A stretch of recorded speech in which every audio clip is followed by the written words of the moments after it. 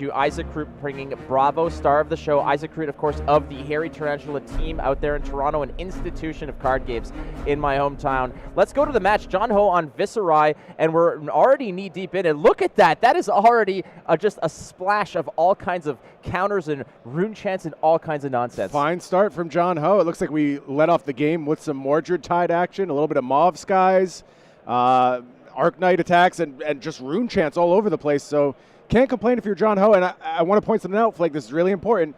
Viserai, of course, falling off the map because of the ban of Scaletta. But we see in the chest slot there, John Ho going with Faendal Spring Tunic. Now, that's been a point of contention. There's some people who like either Iron Weave. I've seen other options float around for that chest spot. But ultimately, John Ho, the only Viserai player finding success today, rolling with Tunic. Well, Tunic, one of the most iconic cards in the set, right? It's such a jack of all trades when it comes to all of the way that you can just generate mana. If you have an issue where you do not know what to wear, Tunic is that solution. In this case, losing something so integral to the strategy of Viserai, just slotting in Tunic is possibly just the first thing that you might revert to, but it's also probably the correct one that you can revert to. In this case, just starting to get that free resource point every 3 turns is not a bad thing. Classics are the classics for a reason. Faendal Spring Tunic does so much heavy lifting.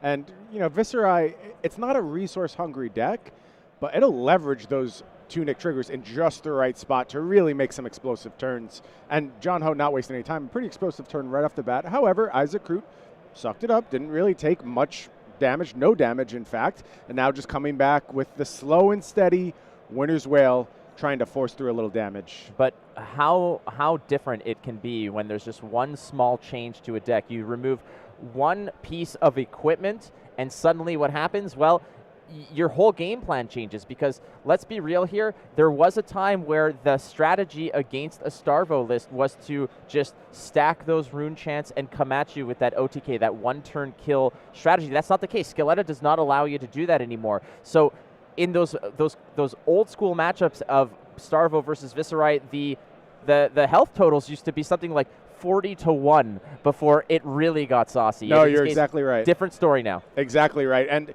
But the thing is that Starvo's telling a different story as well. Starvo, of course, losing Awakening. That was a key catch-up mechanism in this matchup. Obviously, the decline of Autumn's Touch also has some influence. And we see another Mordred Tide turn from John Ho. It looks like, just rapid fire right off the bat. Going to go ahead and make those extra rune chants. Fundamentally, Viserai's ability was one of those topics of perhaps that was where this deck, this super strong Viserai list, which a lot of people thought was probably the best deck in the format, not too long ago, not a few weeks ago. And people were saying maybe Viserai's game text is what needs to be changed here. Maybe that's the issue. And given the fact that it was not changed at all, you still get this constant generation, this factory of rune chants, and Mordred Tide just adds on top of that. Oh, absolutely. The output is still there. The thing that's missing is the combo turn. Yeah. But if you're able to make your output a little bit more consistent, you can be less reliant on that combo turn. And let's be honest, a big part of the problem with just doing the consistent damage approach, the more, I would say, aggro Viserai approach. I don't know if that really fits here, but just something that isn't focused on the OTK. The big problem was Awakening. Awakening was just such a huge catch-up mechanism. That's gone for Starvo now. So I'm really interested to see this matchup play out. Picking up some hints about how Isaak Krut is looking to play Starvo these days. See Art of War in hand right now. Really interesting inclusion there on Isaac's part. We talked before about how that's leaked into some Oldhim decks. See less of it in Starvo, but I agree with the idea that Starvo can afford to be a little more aggressive in the absence of Awakening. Yeah, in some pro quests out there in Toronto, I've seen Isaak Krut win with cards like Art of War in there as well. And like you mentioned, there might be a little bit unorthodox in terms of what the standard procedure is here. As you see, I'm going with the Winter's Bite to open up and then go ahead and pitch to play as well with the, pitching just for, a vanilla 4 as it were, but it's still pushing damage. Now, you mentioned also the fact that Viserai might not be a true aggro list. Is that mainly because, it's not a really go-wide strategy, but it's a very mixed bag of different sources of damage? Yeah, you look at something like Chain, it's just like clear. Damage output every turn, lots of attacks. Something like Viserai, it sort of floats its foot on the pedal. Sometimes it's just absolutely push that damage through. Other times it's do a little bit of setup, play something like Read the Runes. Now, if I had to guess, I think there's a good chance that John Ho has moved away from things like Read the Runes. We don't have deck lists today. We'll get those, a more complete picture as we move throughout the weekend. But I think John Ho is probably just all in on things like this, the Swarming Gloomveil value type plays, backed up, lead the charge, getting really wide. That works for Viserai, especially when there's just less block on the part of Bravo. You don't have as many Autumn's Touch to throw in front of these smaller attacks, and that damage will leak through over time. Oh, let's get real, man. You toss out a banger like Swarming Gloomveil, it's like living on a prayer. It'll be good all the time. It's going to fit into all the cards like, Mordred Tide, etc. But here we go. I mean, look at that, 6 rune chance. It's like, deal with this, bucko. Yeah. Like, what can you do with this? You can get rid of 2 of them. You've got the Boots on. You've got the Crown of Seeds. But there's 4 plus the Rosetta. This is so uncomfortable for a player to deal with because this is not a true arcane damage style list. Yeah, you're tossing a crap ton of rune chance, but all you really need is 1 piece of arcane damage to block it.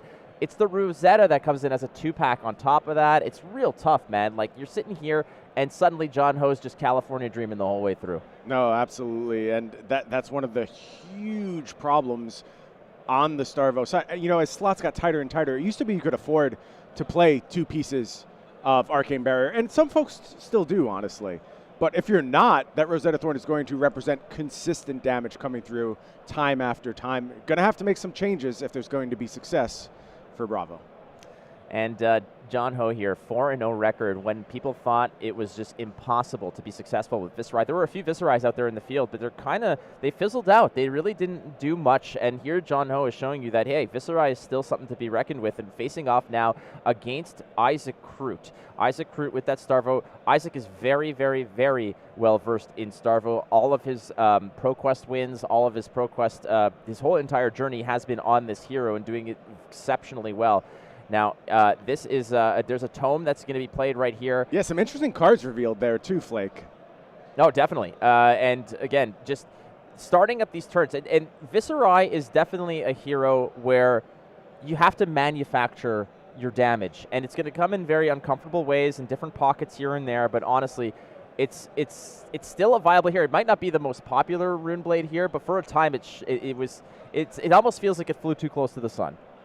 Yeah, so the cards revealed there, Runeblood Incantation and Unmovable. So a little bit of a defensive slant. John playing at least 1 D-React, being able to account for those big Bravo turns. And we mentioned, didn't think there would be Read the Runes, but something like Incantation is a little different, right? Like, it's just a steady drip of damage, and that fits more in line with what John is trying to do in my eyes. It's not about that big burst turn. It's about just rune chant, rune chant, rune chant, rune chant over and over, taxing your resources, making you answer this diverse suite of damage. All right, so here is a Drawn to the Dark Dimension. It's a low to the ground attack, 1, which, you're like, all right, I'm not really too worried about that. Again, slow drip, slow burn here. But, it costs significantly less. You draw a card on top of that as well. There's no real go again or anything of that, but again, just refilling the hand, continuously having some sort of, refill mechanic, allowing you to really stretch out what you're trying to do here. And again, Runeblade Incantation, another one that, like you mentioned, how do you really interact with that? It's just there to do work. You pay for it, and it's one of those safe little havens of damage that you can generate over time. Isaak here, there's the Art of War turn. We're going to see how he wants to, respond in this turn at all. And we've already seen 1 Crippling Crush used to block, and now this one's banished to go ahead and draw.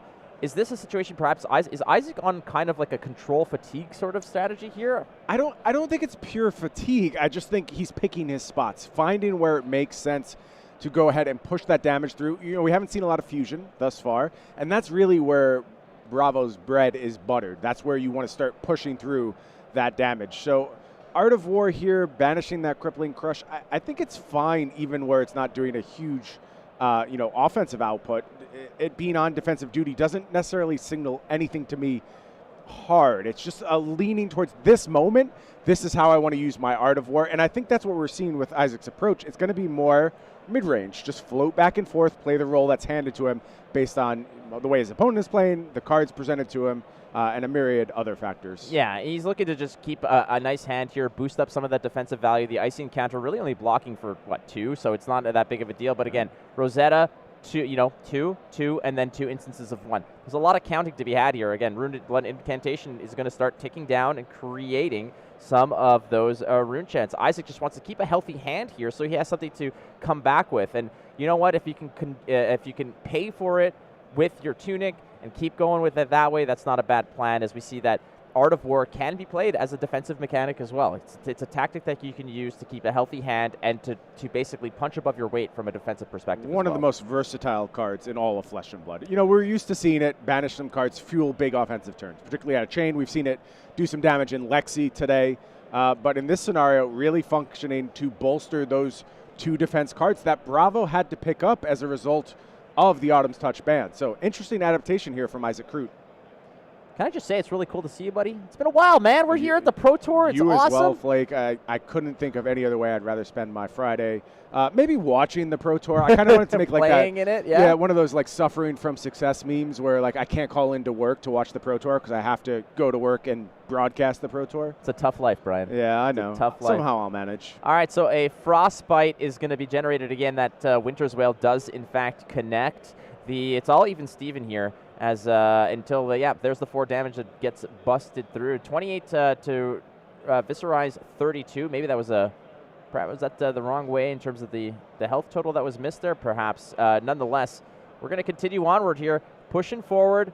And again, it's non-attack, attack, a little bit of arcane. That's the way Runeblade does it. Slow and steady. We're seeing a consistent plan from John Ho. You know, adding to those rune chants via Viserai hero ability, via that Rune Blood Incantation, and just amplify the Arc Knight coming in for a discount, pushing a little bit of damage, making Isaac Krut think about it. And I think this is good from John's side, but we also haven't seen the best of Isaac's deck yet. And I worry about what happens if Isaac starts popping off. He starts finding those Starvo activations, starts fusing those Oakenolds.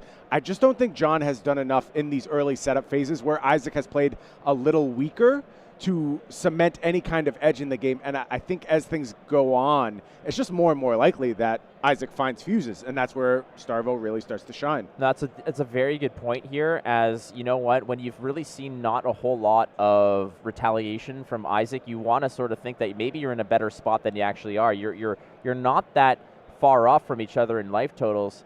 But if Isaac hasn't really presented any of those major threats, yeah, you've seen 2 Crippling Crushes already make way to the graveyard or to the Banished Zone, but where are those Oakenolds, man? Like, you got to keep these in the back of your head that eventually there's going to be a bill to pay, there's going to be a reckoning, and John is going to have to pay the toll at some point. So as it stands right now, both players, again, 28 apiece, and you know what, like, this whole matchup, this Starvo versus Viserai, is basically the snapshot post-Everfest. This is what the meta has looked like. The ban and restricted. There's a fusion by Isaac. So finally we're going to get to see a little bit of that nastiness. He's going to show that's a red evergreen, if I'm not mistaken. Yeah, and it just lined up so well here, Flake. It is the red evergreen, like you said, and that's going to immediately get the benefit of the Starvo. But there's a blue ice behind that in the form of Icy Encounter, and that means, you know, that Winter's Wail is going to do its work as well. And this is where things start to get troubling for John. Now, a very important aspect to consider here as well, Brian, is are you pitching that ice to swing hammer and foregoing an arsenal? Or is the arsenal important to you, something that you can cycle with your Crown of Seeds as well? A lot of that is going to depend on what John does here, how many resources you see John hold back. If John just soaks a ton of damage here, you got to be a little afraid, right? In those scenarios, you really want to have your Crown ready to go.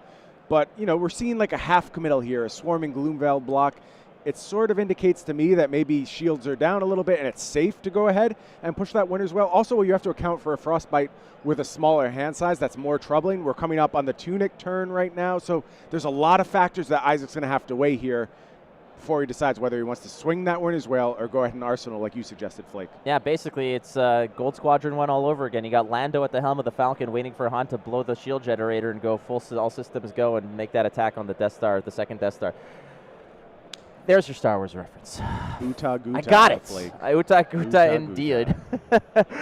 So there we go. So he's going to soak that. And again, Isaac is opting in this case, again, patience. And as you know, Isaac Krut is just very stoic, very statuesque. He doesn't really show emotion, very calculated. He is an absolute surgeon in this game. And I think that there was really, in his mind, it was just a matter of if John does this, I do this. If John does this, I do this. And there's no hesitation, no thinking about it. And that just comes from repetition, comes from experience, and comes from just pure skill and prowess at the game. Yeah, you want to talk about repetition and experience. I want to mention something. As we mentioned, Isaak Krut from your homeland, Great White North up in Canada. One of the things that Isaak Krut routinely had to go through to do well in this past ProQuest season, Matthew Dilks, incredible card game player, also fiercely committed to Viserai for the entire ProQuest season. I promise you they squared off several times, and Isaak Krut knows what happens in this matchup, has some comfort here. No, and you know what? Losing to either of those players there's nothing wrong with that, because that is an honor in itself. They're world class on either side. So there's a Shrill of Skullform Red upon the creation of an aura, which would be one of those rune chants. Very easy to do as Viserai gets a little bit of a bonus there. So Isaak at 22. It's again 22 apiece, which is not typically what we would have seen on that OTK strategy. But hey, why don't we just go ahead here, come in with a nice round 9 of a Spinal Crush. That is a tough one, especially given the crush effect on this card. Yeah, and Spinal Crush has a way of eating a Rune Blade's whole turn. It is problematic. At least you have to throw some of your resources in front of it. And look, John's doing okay on resources. We still have Grasp ready to go. Skullcap hasn't done any blocking yet, although, life totals are even now, so it's not supercharged at this moment. It is going to get 2 cards out of hand from John. And like we said, both of these decks really sort of floating to the middle. They're just trading blows back and forth. Neither is really solidifying the defensive or offensive role. They're both content to just throw barbs at each other. All right, so the 3 damage taken, it looks like it was taken to Isaak Krut's side, but that should be 19 on John Ho, if I'm not mistaken. But it's all good. We're paying attention here. We got this. Is another 6 attack with a Rune Chant Chaser coming through. Again, the beauty of being able to jam a card and the second Rune Blade card that you play from Viserai, creating that Rune Chant. Again, a nice little extra sort of slap in the face at the end of this attack here. Shrill Skullform coming in for 6, which it's a 2-card block, frankly, if it makes you that uncomfortable. Yeah, Shrill, another tremendous ad from Everfest. I mean, this day has been so defined by Everfest. Again, looking past Starvo, which obviously has completely reshaped the meta, but every deck has picked up so much from Everfest. It changed the way all of the heroes in Flesh and Blood play. All right, there's the Starvo Fuse. Isaak Krut's going to be able to put some real damage going forward. That is a break round red. Correct. So 9 go again, dominate the whole super value combo meal, all patched up together here, pitching the lightning, which is the way to go. You show the whole thing, you pitch the lightning, then you come through with the hammer. I believe Isaak was playing with 4 cards, so that's a pretty nifty attack, but that's going to get stuffed real hard here by an unmovable. Now, there was no on-hit effect here, but now at this point, at this juncture, you're past the halfway mark of your life totals. Now it's just about soaking up and making sure that you're not getting too low in your health totals. Yeah, good news for Isaak here, not having to choose between coming in with hammer or arsenaling, getting to do it all here. So 13 damage represented across the turn. John did a great job of soaking it up. Just had the defense reaction for the fuse turn, double blocked on that hammer, but didn't do anything on the next turn. And John just going to go ahead, move to the end of turn, giving Isaak the option to go ahead and activate that Crown of Siege should he want to. And this is a vulnerable position to be in as the Viserai player, because now you're letting Isaak dictate the terms. Gets to shape hand should he want to, and just kind of search for that Starvo activation, which at this point can be absolutely game-ending. All right, so there's another pitch. Again, just not relenting Isaak Krut here. It's usually the way that Starvo wants to play. Once you get that fuse turn, you buy some cards out of your hand. The best thing you could see is another fuse turn. In this case, dropping in with the flash, what does that mean? Well, your next attack that costs 2 or greater is going to have go again. Why not come in with a nice fat 7 Evergreen? Again, those awkward numbers pushing damage towards John Ho, which will then follow up with another attack. And I'm guessing that Isaac's got another blue in there that he could toss away. And either, there's 2 options here. If you got a nice, you can go with a hammer, preserve one of those arsenals. I think that's a play, obviously.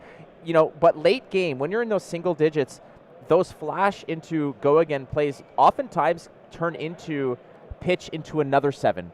Make it real difficult where if your opponent decides to tank it, then the next fuse could be lethal. So I think it's, again, game plan here for Isaak is just ride the momentum. Yeah, and it looks like John is just going to soak that up. As we mentioned, life totals are inverted, we believe. So I think it's John at 11, Isaac at 19.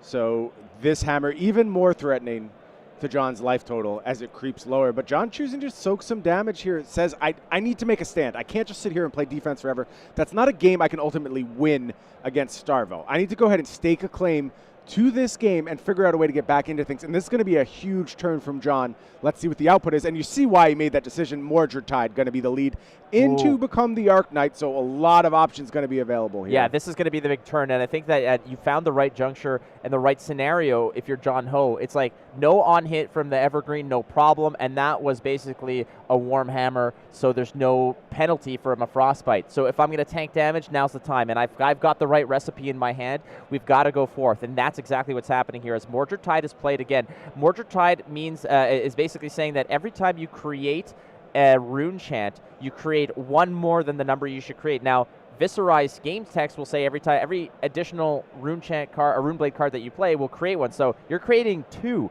off the top of everything. This could be one of those big stack cards that potentially can result in significant damage. Isaac has to really, think here. If you're Isaac, you're on 19. And if you're holding, that fuse turn, that big kill shot, this could get ugly. This could be a situation where Isaac just takes it right back. John tanked a lot of damage. John tanked, I believe it was 13 damage, and now we're coming right back. Isaac might do the same. Yeah, so it looks like John's looking to go get a Swarming Gloom Veil with this become the Arc Knight. Appears there's a bit of a judge question here, which we will get sorted out. It's all good. I mean, you want to make sure both players want to be absolutely positively certain that they are aware of all the little minutia of what's going on in this game. Again, Isaac Krut at 4-1, John Ho at 4-0-1. These are 2 players that are very much aware that one little mistake can be punished and absolutely just driven home for a loss or a victory. So both players want to make sure that, let's ask the judge if we're not sure of how something interacts. It's the responsible way to do it. Just make sure that the game is played the way it should be played. So ultimately, though, if you're Isaac Krut, what are you thinking? You see a Mordred Tide. First of all, the first flare that's fired off into the air, the first warning sign, you just ate a lot of damage. And then next thing is Mordred Tide. You got to be a little bit worried here for Isaac. So here's the thing.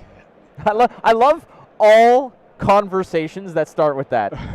If you go back a couple months ago, I'm real scared right now. There's a lot of things Viserai can do from this scenario where they can just blow me up, take me out of the game. I'm not as scared at this moment, especially when you go see the card that's gotten is Swarming Gloomveil. And is that really going to make that much of a difference? I mean, sure, it's got nice on hits. It's very efficient, like attacking for 4 here, making a couple rune chants behind it. All that stuff is good. It's nice. It's a card that will matter. Is it a one-turn kill like we used to see from Viserai? Is it just massive rune chant output like, say, something a Dread Triptych could do? No, not really. And I think if you're Isaac, if you have the means to fire back, you can soak some or all of this. It's just about what you want to do on your next turn. And in terms of the amount of actual rune chants and auras that were created, you're getting 2 from the Become the Arc Knight. You're getting another 2 from the Swarming Gloomveil. So I think there's an issue here, Flake, and I have a feeling this might have been what the judge call was about. After having revealed the card that John chose from his deck, I think he may have already missed the opportunity for the rune chant trigger to be set up. And of course, this being played at a professional rules level, that would explain why I don't see any rune chant represented alongside this Swarming Gloomveil attack, and there's only the 2 rune chants behind. There should be 4. There should be 4. Yeah, there should be 2 having been made from Become the Arc Knight, and they should be getting triggered right now by this Swarming Gloomveil, but we only see the 2 behind. So that is my guess over what was going on with that judge interaction. I think you're absolutely correct over here because, again, with Mordred Tide and the Viserai text, you should have 2 already from Become the Arc Knight. As soon as Swarming hits the board, that's an additional 2, which then puts online the end of the Swarming Gloomveil text there, which would say, when this hits a hero, they can't prevent any arcane damage, which it could be significant because especially with a Mordred at the beginning of this situation. So, when you're playing that fast and furious at times, it can be problematic. But again,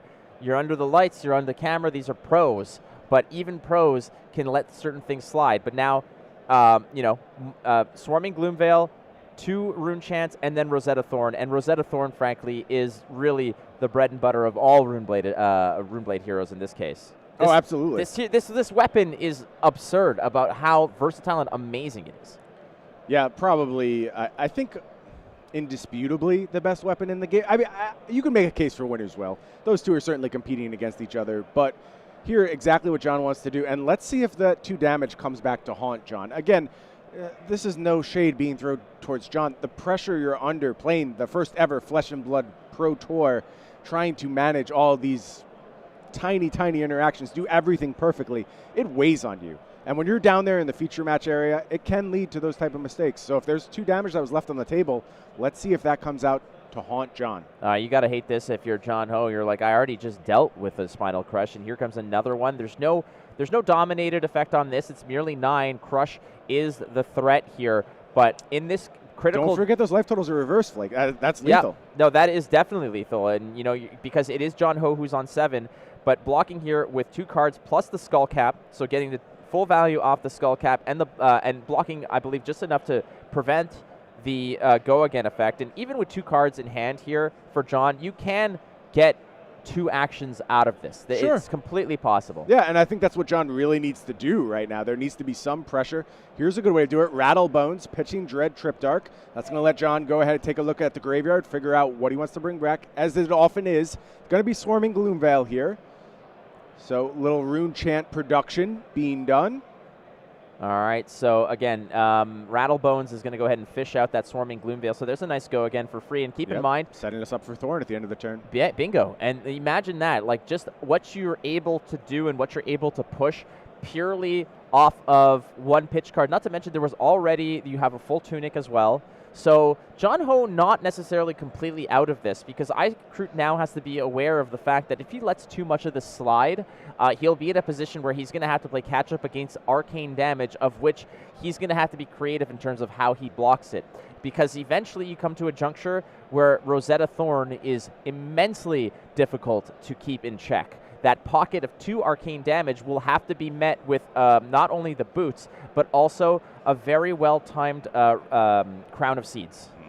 So there is the damage coming through, again, in so many different packages. One, we had the Swarming Gloomveil for 3. Now you've got a Rune Chant and a Rosetta as a 2 and 2. So Isaak Krut here, who, again, is on 10 life, just so you're aware, is staring down a package of 5 damage as a 2, a pocket of 2 arcane, and the Rune Chant Chaser in this regard. And, I mean, if Isaak has the perfect hand here, is he even considering blocking any of this? I don't think so, because if Isaak has the perfect hand, the game is over. That's just how Starvo works. You find that perfect fuse turn, and you see Starvo move forward. Let's see what Isaac's put together here. There are going to be 3 cards revealed, and I think that last card looks like a big Guardian attack. It is the Oaken Old. The double fusion on that, 11 damage headed John Ho's way. And is there a way for John to survive? Has some options here. There is a Skull Cap. There is Grasp with no counters on it. There's still the Tunic. But are there enough blocks combined with all of that to stay alive? It's certainly taking the rest of the turn. And then you have to live through the Winter's Wail as well. Yeah, don't forget, John Ho is at 5. And that is a dominated Oaken Old. So you're going to have to either, come back. There's an immovable. Unmovable from the arsenal. That's a good way to deal with it. That is a massive way to deal with it. Again, it's not about crush effects in this case. It's any on hit would have been absolutely detrimental and just punishing for John Ho, but he stuffs this Oaken Old, but it's going to be followed up with an Icy Hammer, and when you're at 5 health, that is very, very tough to digest. Now, this might be an opportunity where he can use and finally squeak out one last little bit of block out of that Skull Cap. Maybe this is the time for that. I think what John is doing here, there's another unmovable in hand, so John knows the turn is blown. Nothing's going to happen on the next turn. The whole setup here, get that unmovable into Arsenal, try and soak up one more blow from Isaak, and then, again, hope the Starvo just fails on a critical turn. And Starvo can do that. For as consistent as it is, it's got a lot of weird cards in it. And if those cards combine in such a way where the best thing you can do is something like, a dominated blue break ground, Well, you can deal with that as the Viserai player. You can come through that, especially given that John was able to save Grasp of the Arknight. But here we go, another Starvo activation, this time off 2 cards. And this is going to ask a lot of John here. Keep in mind, this is a Pulse that can go ahead and recycle that Okanold. Absolutely. So this could be a very, very massive turn. Card in Arsenal, so you can do that right now if you need to. You can use Crown of Seeds, go ahead and pick up that Okanold if you need to. You can also be patient. I mean, we know that John Ho is pocketing an unmovable. That can be a massive, massive help here. We're going to see. And I think that's what Isaak is counting for right now. I think that's why he's picked up the Graveyard. He wants to see how many D-Reacts have been used. Yeah, because this could be a situation where, I mean, Isaak Krut can go ahead and perhaps push through with 2 attacks in this case, or he could possibly just say, all right, if I just make this incredibly uncomfortable by your hand, load up the next turn, and just come at you once again, that could be game as well. So Isaak here, just going to fire the Crippling Crush. Let's do it. Why not? That's ugly as it is, man. Like, you're at 3 health for John Ho. You know, anything that gets through is devastating. A big 13 being pushed by this Crippling Crush. We know John has some options. There is the Unmovable in Arsenal, we believe, based on what we saw from hand. There's Grasp ready to go. Tunic still able to block. Skull Cap actually online. Remember, life totals are reversed. John is at 3. So I don't think this one's over, but it's looking dire for John. Definitely dire. Again, dominated. Go again. Crippling Crush. It's not a non-hit. It's a crush effect. 4 of that has to leak through, but with that unmovable pocketed away and the bonus it gets for being played, that might be good enough here to at least keep you to 1 more turn. So there it is. He's cheating it out there. He's saying, hey, surprise, Merry Christmas. I'm still going to probably get a little bit punished here, but Isaak Krut just gets another turn through. So that massive Crippling Crush, and we saw earlier, Isaak had the opportunity maybe to slow play to make those turns a lot more uncomfortable over various different pockets of damage, but ultimately saying, you really need 1 card to answer this. And here's and now John is on 1, and that could be that you know, 1 more fuse and it's lights out. Yeah, to say nothing of Winter's Wail, where it's just the nightmare scenario. It demands 2 cards on every single turn from this point forward. John's really going to want to put something together here, starting things off with a Runeblood Invocation and then just goes to pass the turn. And it makes sense. Like, there wasn't going to be a ton of output from John there, but you kind of wanted like some damage to be threatened. If Isaak can just sit here, soak this up, you know, tick up the Tunic, head in and be able to activate this Crown of Seeds, that could be it for John. Now to John's, you know, in John's corner here, full Grasp of the Arknight block. You've got 1 more piece of the Skull Cap block as well. Look at this, Flake. You rarely see Crater Fist being activated, but that is going to make an 11 power Spinal Crush. Again, another huge threat to John's life total. No dominate, but if 1 piece of damage trickles through, and again, like you mentioned, you never see Crater Fist used in this regard. It's always there as possible, kind of gets you over the top, and like a little bit of a bonus in the sense of like it's kind of like a Goliath Gauntlet if you need it, but it's going to cost you a little bit. You want that as a 3 block in general, but in this case, Isaak just needs to peek through with 1. But you've got to deal with 1 block off of the Skull Cap, 1 from the Tunic, 2 from the Grasp. That's 4 block available just on board, and this is not dominated. So John's got to figure out, how do I block 7 from hand the most efficient way possible? He's got 3 cards in hand as you see it. I think John's going to get a block together here, and I think John's also going to do something on his next turn, and that's critical. There needs to be some damage pushed Isaac's way. You can't just sit back and let Isaak sculpt these perfect hands over and over. Eventually 1 will break through your defenses. And so as scary as this 11 power Spinal Crush is, I think this turn is actually a little bit better than John's last few turns. Just go ahead, line up your blocks, do something on your next turn, and either put Isaak at a super vulnerable life total where you can come back and maybe steal this game, or just somehow advance your plan so he's not able to sit there comfortably and take a card from his hand. All right, well, that looks like that's the whole enchilada right here. Yeah, it's a full 4, and that means the blocks just didn't line up quite well enough. There wasn't enough output for John to be comfortable with, and that means no advancement is going to be made on this next turn. Hey, can we give a little bit of love here to John Ho? John Ho faced down a dominated Crippling Crush at 13, survived it. Oh, yeah. An 11-point attack of a Spinal Crush, survived it. Like, just holding on for dear life, going through, and that's fine. Again, Runeblood Incantation is going to go ahead and drop 1 Rune Chant on the board and pass the turn. John's just kind of deflecting, you know, these bullets. Like, he's just going full Neo on this, and it's eventually going to come to fruition. If what John Ho here is hoping for is that Isaak pulls 2 flashes and 2 blinks in his hand, and there's all he has to worry about is a hammer. Yeah, needs a turn off in some way. Just needs some breathing room, a chance to just go ahead and reset and find a way to make some offense. But this break ground going to come through, push a little bit of damage John's way, and he's got to find, again, perfect blocks and hopefully some way forward from this point. All right, so that's 6 damage, which is a little bit more digestible. And as you see here, John's just kind of not committing any blocks yet. You see him, the cards are kind of going down there saying, all right, if I do this, just want to make sure that there's no surprises. John can come out of this with a 3-card hand. Now, the question is, does Isaak have something else in the tank? Is there a blink? Is there some other way to extend this turn? That's what I'm fearing if I'm John. Well, you pitched a flash. The flash could have given this go again. So it leads me to believe that something's up. Yeah, something's up. That maybe there's a little bit of a surprise blink. Perhaps you play blink and then you swing hammer, and hopefully that this is good enough. 6 is not the most devastating, and scary attack. So it's going to be blocking 6 with equipment. And there's the blink, and the blink's going to come through. Oh! Voltaven going to make a large hammer swing. And I see some 2 blocks in hand. It's going to get the full hand. All right, and that looks like that's not good enough. Unfortunately, that's not the case. As you can see here, John Ho did not have enough block in hand. One block short, Flake. Yeah, but you know what? You got to give a lot of dap to him for being that resilient for as long as he did. There was a lot of pressure that was put in some awkward positions.